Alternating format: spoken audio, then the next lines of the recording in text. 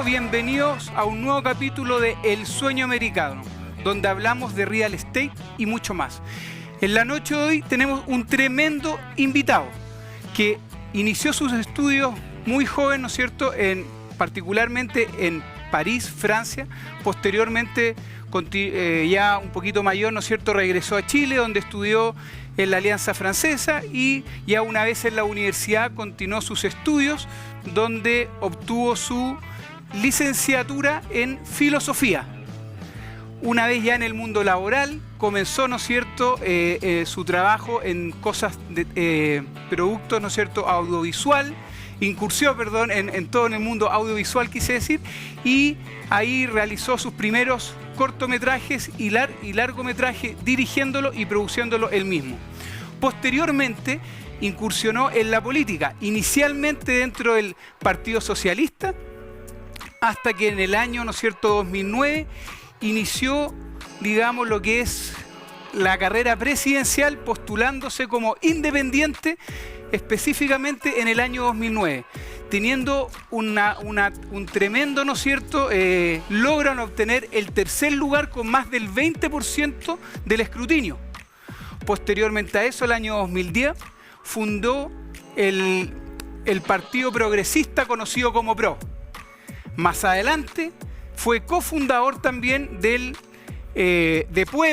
Grupo Puebla, ¿no es cierto?, que es un grupo de pensantes, ¿no es cierto?, progresistas, que buscan siempre lo mejor para todos los países de América Latina, inicialmente, y posteriormente Europa, ciertos países de Europa también. Bueno, sin más preámbulo, en la noche de hoy presentamos al gran Marco Enrique Ominami. Bienvenido, Marco. Gracias, Juan Pablo, por la super presentación. Bueno, gran talento, a la orden, encantado de estar contigo. Y felicitaciones por la idea del programa y el programa. Muchas gracias, Marco. Bueno, gracias a ti también, porque yo sé que tú eres una persona tremendamente ocupada. Y bueno, yo te lo decía ahí también fuera cámara, yo no soy una persona conocida, así que verdaderamente agradezco que tú tengas la deferencia, ¿no es cierto?, y la amplitud de poder un honor, vengo a aprender y a compartir contigo. Eso, a la orden. De eso se trata.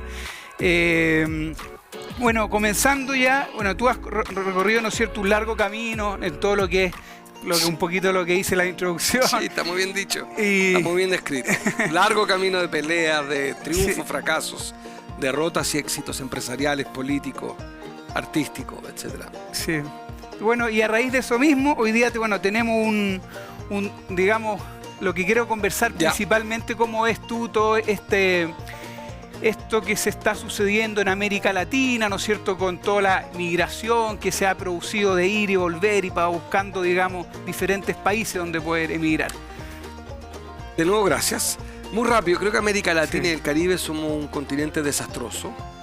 Estamos muy invisibilizados en el debate internacional, no somos un continente relevante. Sin embargo, tenemos potencialidades, no diría únicas, pero quizá en su tamaño única. Biodiversidad, agua, creatividad, paz. Este es un continente de paz, no tenemos guerra. Es un continente que tiene tanta fortaleza y está sumido en tanta tragedia, crisis institucionales, y una de ellas, que tú la describes muy bien, está el tema del crimen organizado, está el narcotráfico, y hay otra, que es la inmigración desregulada. La inmigración en sí misma, tú lo recordabas con mucha precisión, yo fui inmigrante, forzado, pero fui un inmigrante, y la inmigración puede ser un bien. Estados Unidos, que tú conoces mejor que yo, es un país continente, un país gigantesco, que se crea desde la inmigración. O sea, la inmigración puede ser sensacional. Es más, en Chile, en décadas pasadas, si no fuera por la inmigración croata, alemana, italiana, o sea, española, Chile no sería lo que es. Nuestra identidad está forjada en el cruce, enfrentamiento también con los pueblos originarios, pero somos una historia de choques, de contradicciones. Y ahora lo que pasa es que la inmigración es vista como un mal. Mayoritariamente, en América Latina y el Caribe se ve como una tragedia. Yo diría que hay dos razones rápidas, a no aburrirte. Una es que nunca se imaginó América Latina en su boom, en los 2003-2013, que iba a haber tanta inmigración intracontinental. O sea, ¿cuándo imaginaste tú que iba a tener 300.000 haitianos en Chile? Sí. Que hablaban creol. Increíble. Insólito. Que iba a haber colombianos estudiando en Argentina. Que iban a haber una inmigración académica, que dentro de la universidad, la historia de la leyenda decía que todo el mundo se quería ir a Europa, ¿no? O Estados Unidos. Sí. Bueno, empezó a pasar que tienes colombianos en Chile, venezolanos en Chile, haitianos en Chile, bolivianos en Argentina, y 2 millones. 2 millones de bolivianos en Argentina. Entonces, paraguayos creo que hay 1 millón.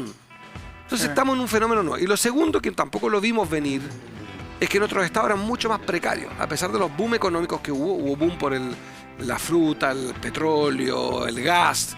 Chile y América Latina tuvieron un boom de Sí, commodities, de precios de los recursos naturales.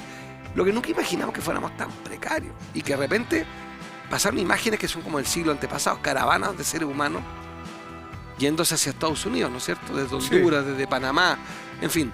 Y lo que diría en simple es que estamos en una tragedia, que es la inmigración desregulada. Tragedia continental, no es solo chilena, es un drama en México, en Honduras, en El Salvador, en Guatemala. Bueno, lo obvio te estoy diciendo. Y creo que estamos en una controversia muy compleja. Claro, y bueno, bajo ese mismo orden de idea, ¿crees tú que probablemente la situación económica o política ha afectado de la inmigración, digamos, de los chilenos que emigren, por ejemplo, en este caso a Estados Unidos? Sí, yo creo que evidentemente estamos frente a un choque de olas. Está la ola de la inmigración económica, está la inmigración de la seguridad, está la inmigración climática. Sí. Y está la inmigración también del miedo, que es la suma de todo ello y en sí mismo el que se va de un país porque ya simplemente hay miedo. Y entonces yo creo que desde Chile estamos conociendo una inmigración más bien académica, algo de inmigración muy de élite, que los que se pueden ir y quieren ir, o que consideran que ya este país no es seguro, que todavía no son cifras relevantes. Se va más plata que chilenos, se están yendo las inversiones, que es distinto, pero se están yendo los chilenos. Ya, pero fuera eso es de un Chile. punto importante, Muy. porque ¿por qué crees tú que está pasando eso, que se están yendo más, en forma más importante, digamos, las plata que los chilenos? Hay dos fenómenos. Uno que también tiene que ver con las tasas de interés. También a veces es mejor negocio tenerlas afuera que en Chile. Sí. Pagan más, no es un tema de no pagar impuestos. Claro, hay mayor retorno en el Hay fondo. mayor retorno. Y También mayor para ser- plusvalía también. Exacto. Para ser justo, es un tema de incentivo. No es que sean unos apátridas. Claro, no, no, en es que- algunos casos porque si tienes 1 millón de pesos y te renta más en Estados Unidos que en Chile, De eres un todas capital maneras. golondrina. A mí no me parece elegante, pero tampoco me parece un crimen. Claro, Distinto es el que a mi juicio lo hace por razón ideológica. Existe. perfecto. Que el que considera que no quiere ayudar a un gobierno y saca su plata. Eso me parece poco patriota porque la democracia funciona así. Hay alternancia. Correcto. Después hay otra razón que más que yo entiendo, duele pero entiendo. También hay capitales chilenos y capitales extranjeros que se han ido de Chile. Sí. De modo, digo, no son duraderos, son inversiones que de pasada. Invierten y se van. Es también porque Chile dejó tener un gran atributo que tenía, que era la certeza jurídica. Mm. En los 90, post dictadura, hubo mucha inversión extranjera que llegó para quedarse, que invirtió y se quedaron en Chile. Es una inversión que vale mucho porque es la que Viene afuera. da afuera y se queda. Sí, El capital golondrina, que es el que va, vuela, te sirve mucho menos porque además genera de hecho desajustes jodidos en la economía. Entonces te diría que Chile perdió esa inversión extranjera duradera y yo creo que tiene que ir con la certeza jurídica. Y yo soy un pecador también. Todo lo que estamos en el debate público, que hemos propuesto cambios, también es injusto, porque creo que es injusto, pero entiendo el punto. Es que un tipo que tiene mucha plata dice, espérate, yo siempre doy el ejemplo. Hay un país que es fascinante para invertir. No hay Estado, no te aplican tasas de interés, no hay impuestos. Se llama Afganistán. Ahí no pasa nada. Ahí puedes poner plata, no te Afganistán. molesta a nadie. Afganistán. Mira, Yo no pondría un interesante. peso en Afganistán. Tampoco. ¿Por qué? Porque no es serio, porque no es estable. Pero Claro. ahí no te cobran nada. Ahí puedes poner tu plata. Claro, el problema es que rápidamente puede desaparecer también. Entonces lo que digo es que cuando los adversarios míos por lo menos me dicen, pero Marco, no pongan impuestos, digo, agradece que hay impuestos, porque los impuestos obligan a una cierta norma. ¿Me explico? O sea, tiene que haber una retribución. Si tú pagas, puedes enojarte porque no recibes la retribución por los impuestos que pagaste, pero hay una regla.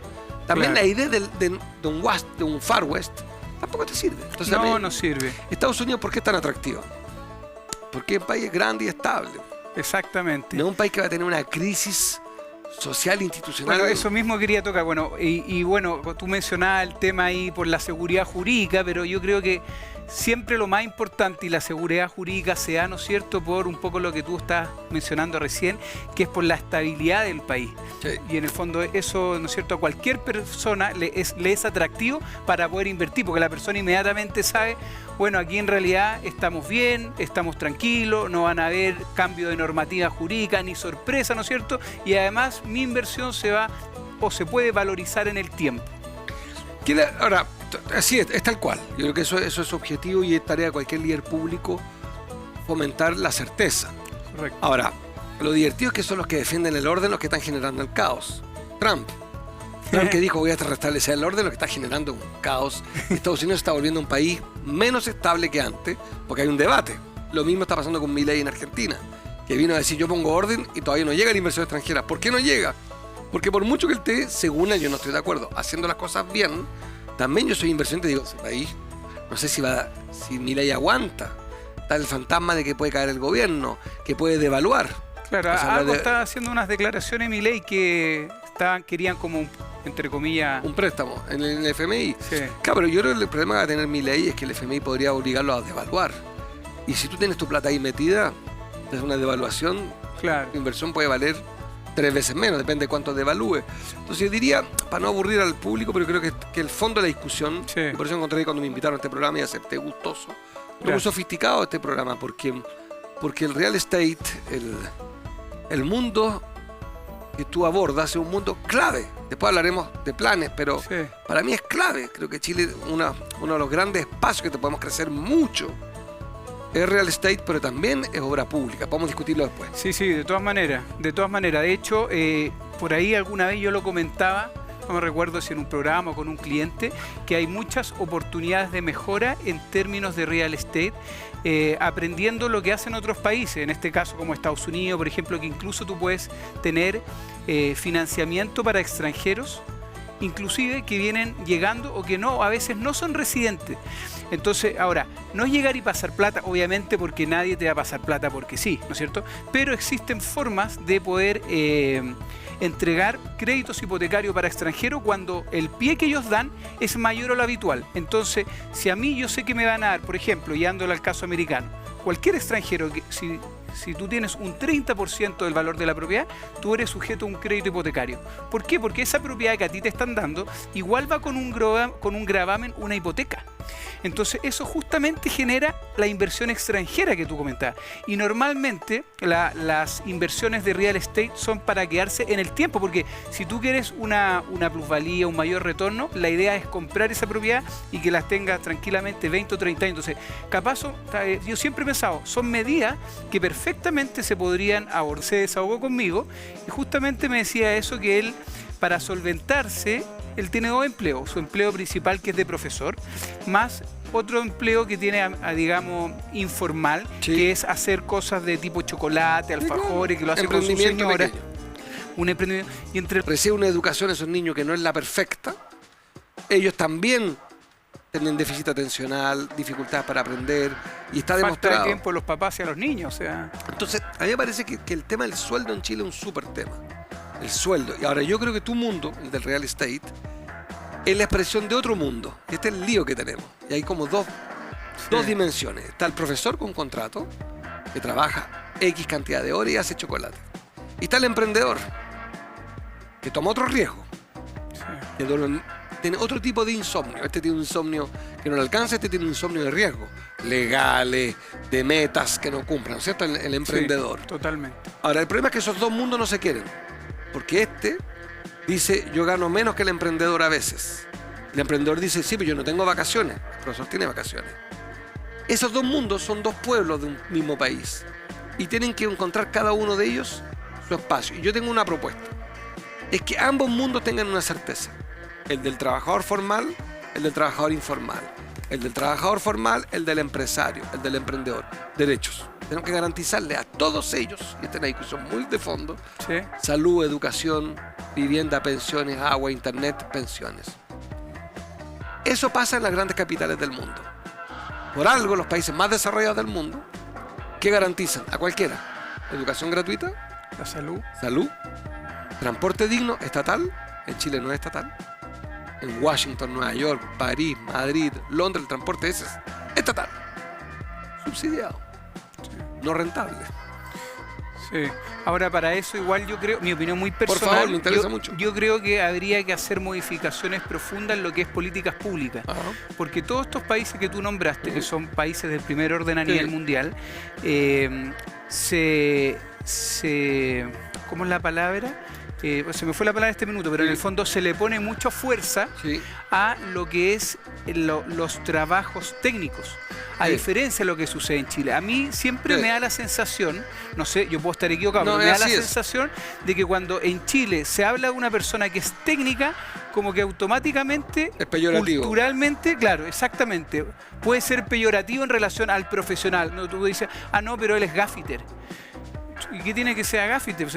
O sea, yo veo la experiencia, por ejemplo, en mi cultura, o sea, digamos, yo vivo en Estados Unidos, ¿no es cierto? Y allá el gaffiter es realmente, o sea, es extraordinario, o sea, estudia desde la combustión del fuego. Cada componente del Así es. calefón, cómo se conecta cada cosa. O sea, hay una formación académica importante. Tú para ser gaffiter tienes que ir al menos 2 años a estudiar. Entonces, claro, en Chile es diferente porque en Chile el gaffiter aprendió porque el papá le enseñó que esto va aquí, acá, pero de repente pasan esas cosas que pasan, etc. Entonces, yo creo que ahí está también un debate importante, profundo, que hay que hacer en términos de políticas públicas, porque hoy en día en Chile el que no es universitario, como que no automáticamente quedó rezagado. Chile tuvo, y todos los países que tú nombras, sobre todo en Europa, la educación técnica profesional que se apoya es gratuita.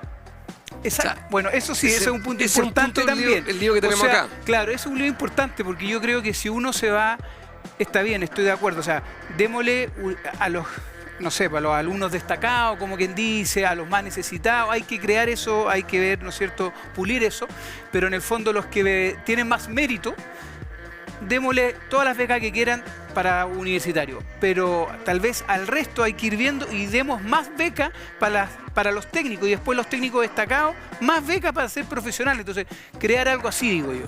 Yo estudié una parte, como tú lo describías, en el sistema francés. A los 13 años, te hacían con una especie de prueba de aptitud, una PTU, y se llamaba orientación. Ahí se te cayó el carnet, perdón. Sí, claro, exactamente. Prueba de aptitud. No, pero es verdad. Pero la PTU. Sí. PTU todavía, ¿no? Ahora es Sí, PTU, ya PTU, cambiaron, que la cambian todos los años. Sí, pero sí, PTU. La Creo que PTU, ¿y qué te decían? Decían a los 13 años, te decían, si usted tiene este talento, se va a gaffiter. Y usted va a profesional, a los 13 años. Imagínate. 13. Ahora, el que se iba por el lado técnico, donde estaban los bomberos, los actores de teatro, eran todas las carreras técnicas. El teatro es una carrera técnica. Sí. Todos los que se iban a la carrera técnica, como tú decís que no es peyorativo, pues tenían un derecho. Era gratuito. Mira, ahí está, po. Y el problema que tenemos en Chile es que, hubo eso hace muchos años, es que si tú tienes 3 hijos, supongamos, y eres taxista, y te digo vas a pagar 300 lucas al mes para que tu hijo sea abogado o gaffiter, ¿qué pagas? Para ser abogado. Entonces el problema es que los incentivos están mal puestos, porque si vale 300 lucas en una universidad privada mediocre ser abogado, o 300 lucas gaffiter en una universidad técnica, un instituto técnico profesional, son las mismas 300 lucas. Sí. Estoy exagerando, pero, sí, no se entiende. pero yo sí creo que hay que... Para contextualizar. Y este tema de ordenar, yo lo que digo es que en el mundo, no digo el mundo entero, pero en el mundo entero casi hay un sentido común. El más joven ayuda al más viejo, en Chile no. El más rico ayuda al más pobre, en Chile no. El más sano ayuda al más enfermo, en Chile no. El sentido común. Hay una brecha importante, Es que una hay- desigualdad. Y porque además estamos yo entiendo, la explicación la va a ganar un economista. Te va a decir, sí, Marco, nosotros no tenemos la plata que tienen ellos. Cierto. Pero entonces sinceremos las cosas, de que lo correcto es un sistema distinto al chileno. Que no podemos, pero a mí lo que no me gusta es que me dicen todo el día, no, es una mala idea la de Marco. No, no es una mala idea, es una idea correcta. Que fue mi pelea con Sebastián Piñera, cuando estaba vivo. Yo discutí mucho con eso en la gratuidad de la educación. Él me decía, Marquito, es populismo. Eso fue el 2009. Y el 2017 dijo otra cosa, Sebastián Piñera. Dijo, es una gran idea, pero falta plata para pagar eso. Es distinto el argumento. Sí, La claro. vez que antes era, Marco, eres un imbécil por proponer... Una exageración. era un populismo, me decía populista. Y después me dice, no, en realidad hay que hacer educación gratuita, pero no se puede pagar porque no alcanza la plata.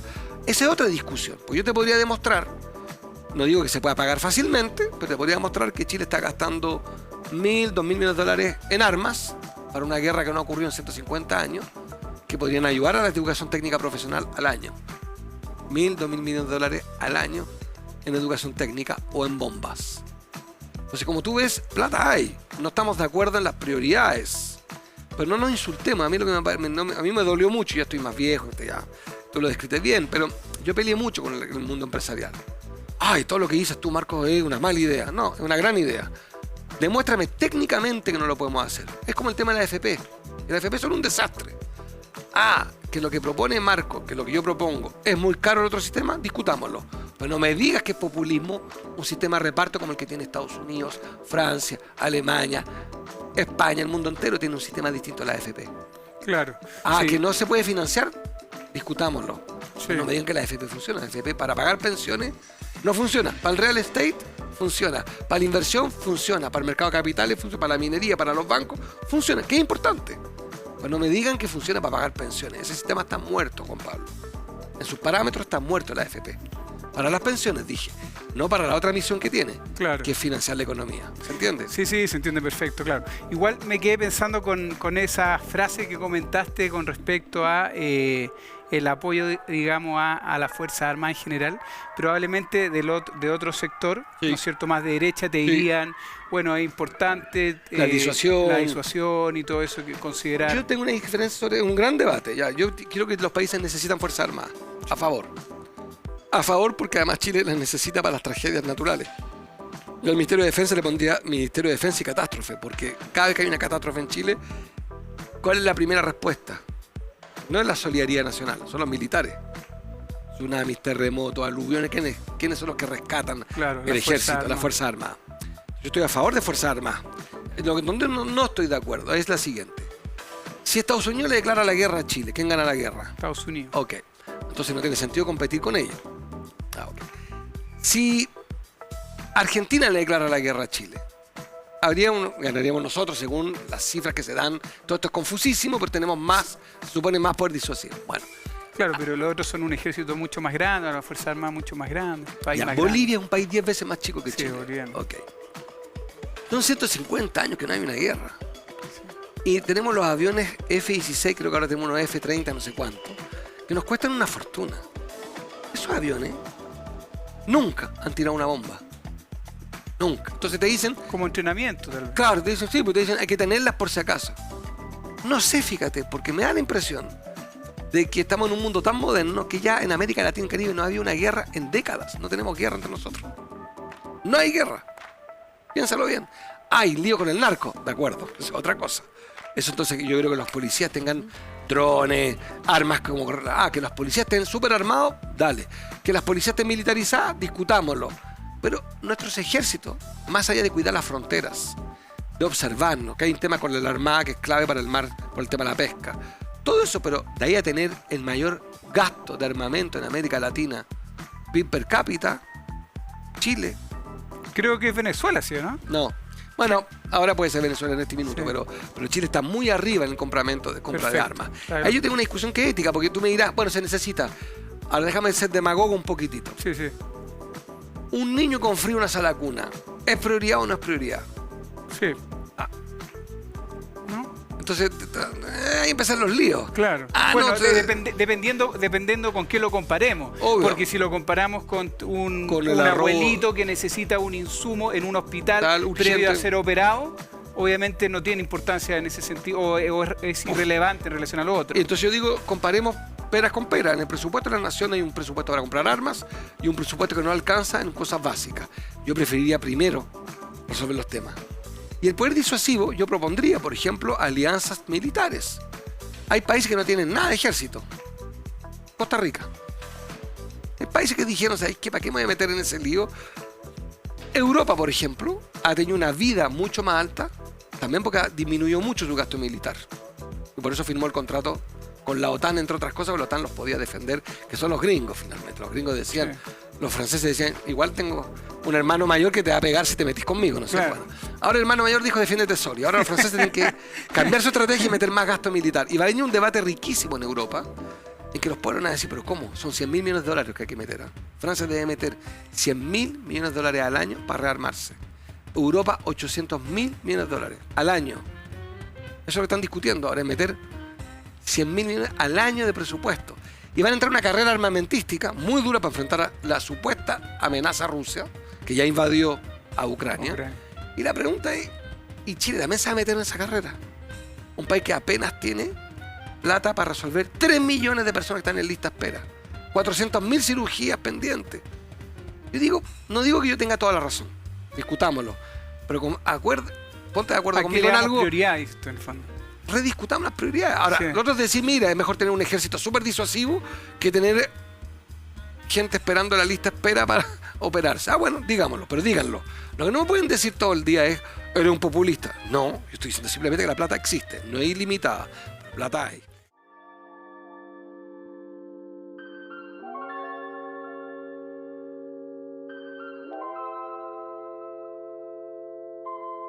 RDMS. Give me life, give me love.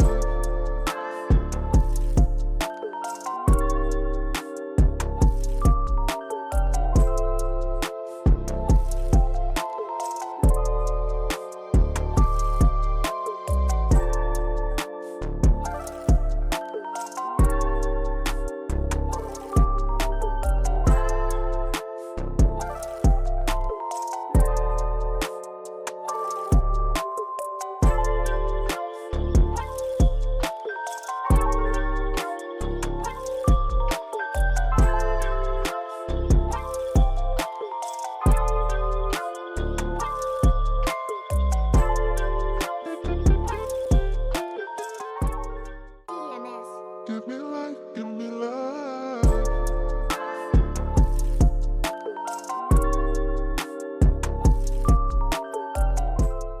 Nos encontramos en un nuevo capítulo de No Todo Real Estate. En esta oportunidad, al interior del Centro Espacial Kennedy, en Cabo Cañaveral, que es famoso por ser el principal centro de lanzamientos tripulado de la NASA. Bueno, y metiéndonos un poquito ya, ¿no es cierto?, en el sueño americano, como dice el Sí. programa, porque este debate es tremendamente entretenido, pero obviamente hay que seguir avanzando. Sí. ¿Qué has visto tú la tendencia de los últimos años, principalmente los chilenos que han emigrado, ¿no es cierto?, a Estados Unidos? ¿Cómo ves eso? Yo creo que primero hay muchas razones, las decíamos al principio, el tema seguridad, el tema miedo, el tema rentabilidad. Y también es cierto que la inversión en propiedades es súper atractiva en mercados más sólidos, que son Claro. más competitivos, pero también más sólidos. Y han habido políticas, yo sé que uno de tus intereses en Estados Unidos, por ejemplo en la Florida y en algunos países, y algunos sectores de Estados Unidos, de expandir su real estate. Y han ofrecido un conjunto de incentivos que hacen súper atractivo. Ahora Trump llegó más lejos, incluso creó la idea de la visa de oro. Sí. Ahí puso un precio, dijo el que paga, no sé, Sí, 5 millones de dólares. Entonces, como tú ves, y en eso yo detesto a Trump, te podrás imaginar. Sí. Debo decir que a mí no me molesta estos empresarios que buscan por todos lados cómo hacer crecer la economía. No me gustan Ingenioso, sus- como quien dice. Fue Claro, no ingenioso. me gustan sus respuestas, las encuentro que no funcionan, te podría demostrar que están equivocados. Sí me gusta la obsesión por el crecimiento. O sea, a mí me gusta el tipo que dice todo el día. Yo a Piñera fui su adversario, probablemente uno de los más duros. Claro. Sí debo reconocer que tenía esas cosas obsesivas, Piñera, que me parece que habla bien de él, de que era, oye, seamos eficientes. Él tenía obsesión, no le resultó, pero quería ser eficiente. Se metió en unos líos Claro. horribles, pero pues tenía obsesión con no, ¿me entendí? Había una vocación por la eficiencia. Tengo 1000 críticas que hacerle, no sería justo hacerla porque no se puede defender. Y hay gente que lo quiere y lo debe echar de menos, está muerto. Totalmente. Pero dicho esto, yo creo que en mi mundo hay que interpelarlo porque yo tengo la peor opinión de las ideas de la derecha. Tengo muy mala opinión, soy muy adversario. Sí, por supuesto. Y soy del otro lado y tengo la peor opinión, pero creo que en mi mundo deberíamos nosotros también obsesionarnos por el crecimiento económico. Porque en eso metemos la pata. El país, te lo digo, perdón que lo recuerde, pero el país cuando más creció es cuando tuvo un ministro de Economía marxista, que era mi papá, Carlos Minami. Mire. Y ministro de Hacienda era Alejandro Foxley. Es cuando Chile creció a 7.7. Y los dos que hicieron, subieron el IVA, reforma tributaria, expandieron el gasto social. La derecha gritó, chilló, y la economía creció como nunca. Y ahora la derecha, ¿qué dice? ¿A qué década se quieren parecer en la derecha? ¿Qué dice Belín Matea? ¿A qué década le gustaría? Nos dicen los 80, cuando gobernaron los Chicago Boys, que fue un desastre. Nos dicen cuando gobernó Piñera. ¿Qué dicen? Los 90. ¿Quién gobernaron los 90? Ministros marxistas. ministros de Economía o de Hacienda social cristianos. No gobernaba los Chicago Boys. ¿Me entiendes? Ellos están a Sí, decir, sí, sí. el modelo era nuestro. Más o menos, porque los Chicago Boys estaban en contra de aumentar el gasto social. Y lo que hizo la transición democrática fue aumentar la inversión social. Y por eso es que Chile creció como nunca. Bill Clinton, que no es de izquierda, Bill Clinton aumentó los impuestos y la economía norteamericana creció mucho. Yo sé que te quedan pocos minutos, así que aprovecho a responder más corto, Sí, sí. más breve. Bueno, en realidad te quería preguntar, digamos, no sé si es una pregunta, pero bueno, específicamente, ¿crees tú en el sueño americano? Sí, yo creo que hay una Mira. idea detrás del sueño americano que cruzó la frontera. Yo no creo en la formulación de son todos geniales y su único problema es el Estado y los políticos. Creo que eso es mentira. Que no todos, lamentablemente, vivimos vidas iguales. Quien nace en La Pintana y es mujer vive de años menos que la mujer nacida en Vitacura. ¿Cuál es la responsabilidad de nacer en La Pintana y Vitacura? Ninguna. Ninguna. Bueno, y eso lo tiene que corregir alguien. ¿Quién es ese alguien? El Estado. El Estado y lo público, que es si la mujer de La Pintana vive de años menos que la mujer que nace en Vitacura, que están acá al lado las dos comunas, mismo oxígeno, misma ciudad, es que las veredas son peores. Alguien tiene que resolver eso. Esta es mi diferencia con el sueño americano. El sueño americano es un poco la idea de dar lo mismo donde nazca. Yo me acuerdo de un candidato que no me caía mal, que era Goldborn, no sé si se acuerdan de él, que dijo una barbaridad una vez. Y Parisi dijeron, yo nací en Maipú y me salvé, y ahora vivo en Vitacura. O sea, nací en un campo de concentración. Claro. Y dice él, miren como yo soy el sueño americano, me salvé porque nací en un mal lugar y me fui a un buen lugar. No, eso no es lo que queremos. Lo que queremos es que Maipú sea un gran lugar. Se convierta tal vez en un mejor lugar, que podría ser la analogía que él hizo él en Vitacura, ¿no? Exactamente, cuando él dice yo me salvé, ¿te salvaste de qué? No te entiendo. O sea, nací en un mal lugar y me arranqué porque me salvé, porque la manera de vivir bien es vivir aquí en este barrio. O sea, estás diciendo que en el fondo hay que abandonar los lugares, cuando la política pública es hacer de Maipú que haya buenas veredas, buenos paraderos de micro, buenos CESFAM, buena salud, bla, bla, bla. Lo mismo con París. Y París dice, mire, la hice yo. Soy de origen humilde. Que es distinto a la defensa del esfuerzo como premio. Yo entiendo esta idea del esfuerzo. O sea, existe, vuelvo a mi papá adoptivo, Carlos Minami. Carlos Minami, a diferencia mía, por historias distintas, yo estuve en el liceo público y después en el colegio privado. Lo dijiste muy bien. Yo conozco los dos mundos. Sí. Carlos Minami es de un origen mucho más humilde que el mío y fue becado en la Universidad de Chile y fue ministro de Economía. O sea, Carlos era un hombre muy humilde que terminó muy arriba, doctor en economía, bla, bla. Pues Carlos de origen muy humilde, muy humilde. Es una historia. Yo tengo la otra mía que es terrible, me mataron a mi otro papá. Cada uno tiene su historia. Por supuesto. Pero lo importante es que Carlos conoció la gratuidad. Pudo, por el esfuerzo, estudiar por el en mérito. y por el esfuerzo, claro. Pero Carlos no hace una teoría de su éxito. Dice, no, mire, se puede. ¿Y qué le puedo pedir yo a un joven nacido en Lautaro, la Araucanía? Que no hay... O sea, que en la Araucanía creo que el 30% no tiene dónde hacer caca. Mira, No hay increíble esa alcantarillado. estadística, No hay tenía idea. alcantarillado. En la Araucanía, una buena parte de la región no tiene alcantarillado. Se hace su necesidad es letrinas. Bueno, esos cabros son flojos. No, esos cabros, lo que para ti y para mí es normal que ir al baño y tirar la cadena con un botón, allá es un privilegio. Entonces mi batalla, y aquí termino porque es por la hora, pero mi batalla, querido Juan Pablo, es que la batalla es la igualdad, que no tiene que ver con desconocer la importancia de la oportunidad, del esfuerzo individual. No tengo problema. Lo que digo es que hay un problema de desigualdad, que es irritante. Mis hijas yo las amo, te imaginarás. Sí, lógico. ¿Tienes hijos tú? Sí, sí, ¿Los 3. quieres? Yo también, yo No, tengo claro. dos. Bueno. Lo más importante que uno tiene en la vida, yo. Y lo digo con mucho cariño porque no las quiero singularizar, pero mis hijas nacieron de una manera. Y han recorrido un camino fabuloso. Y yo mi pelea con ellas todos los días es que devuelvan sus privilegios o que devuelvan lo que han obtenido de la sociedad de algún modo. Que vean cómo. 1 minuto al día, 1 hora al día, que militen en una causa. Claro. Cada una, pero que algún Que día sean parte de. algo distinto a ellas mismas, porque no sean Retribuyan. solamente las herederas de un bagaje cultural que yo les traspaso Lógico. y que a su vez me traspasaron mi familia. Yo por eso creo que es tan importante el debate de la igualdad, porque son demasiada la gente que ve este programa. Dice, estos dos tipos están hablando con sus chaquetas, sentados en un sofá cómodo cuando estamos todos en otra historia. Yo digo, bueno, yo estoy sentado aquí por mis méritos y tú también. Yo lo que pido es que no solamente hagamos foco en el mérito, hagamos foco también en las oportunidades. Que la persona que está en Lautaro tenga la misma oportunidad que tú tuviste. Y no la tiene, igual que la mía, para anunciarte a ti. Yo tuve desgracias y oportunidades. Yo ojalá no tengan las desgracias mías, pero tengan las oportunidades que yo tuve. Y yo nací con oportunidades, ¿se entiende? Sí, sí, perfecto. De hecho, se me vienen ahí Sí. alguna historia, Marco. Por ejemplo, conocí hace poquito una familia de Estación Central.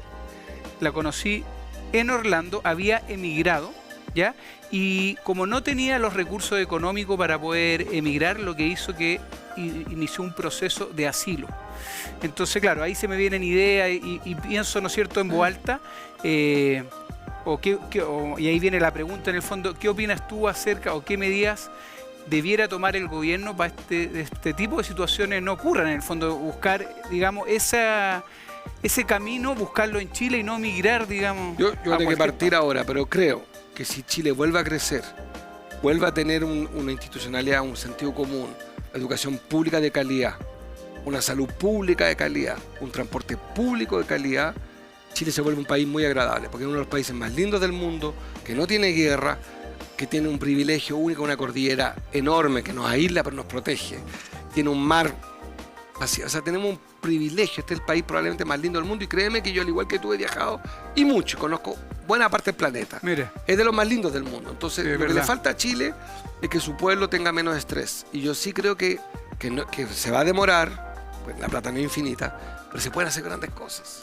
Yo recuerdo cuando yo propuse educación pública gratuita, toda la izquierda y la derecha me insultaron.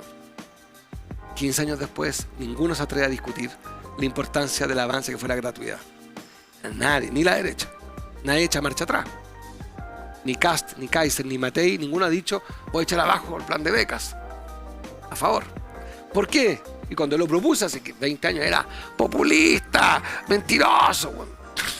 Hay mucha ideología y mucha ignorancia. Cuando yo digo gratuidad en la educación también hablo de calidad. Y porque sabía yo que se podía. Tuve razón. Me encantaría que fuera el 100, hoy día es el 50. Bueno, pero claro. hoy me tengo que partir Hay que yo. ajustarlo, sí, sí, ajustar. sí. Bueno, y para terminar, algunas preguntas rápidas, ¿no es cierto? Entretenidas. Un libro que te haya marcado. Justice, de Michael Sandel, norteamericano. Lo preparé por este programa, porque sé que tengo un hombre muy cuyo... Justice es uno de los pocos filósofos, Michael Sandel, norteamericano, profesor de Harvard. Justicia, habla de todo lo que hablamos en este programa, léelo. Es súper buen libro. Se han hecho películas con unos capítulos. Ah, mira. Gran filósofo, Michael Sandel. Buenísimo. Te va a encantar. ¿Eh? Un líder político que admires. Bueno, me gusta mucho Allende por su sacrificio, pero contemporáneo, Mitterrand, presidente de Francia. Eso, ninguno está vivo para ser honesto, pero nada, que yo respeto a muchos, me cuesta. A mí me gusta mucho lo que hizo Correa en Ecuador, que está vivo, duplicó el PIB en 10 años. Perfecto. Lula le dio estabilidad a un país difícil, redujo la pobreza, me gusta. Perfecto. Un error que no volverías a cometer. La arrogancia, he tenido momentos de arrogancia que Perfecto. me mordería la lengua. ¿Política o cine? Buena pregunta, ahí sí me jodiste. Política, porque la lucha por el poder es más trascendental, pero me gusta mucho, mucho el cine. Bueno, Marco, ya estamos en el tiempo. Déjame darte las gracias A por ti. haber venido. Lo pasamos realmente Sí, espectacular. gracias. Aprendí mucho contigo Yo también. de ti. Así que, y nada, a todas las personas que nos acompañan desde la casa, ¿no es cierto? Desde los distintos formas de comunicación que hoy existen, las redes, etcétera. Desearle un cariñoso saludo y hasta la próxima semana. Chao.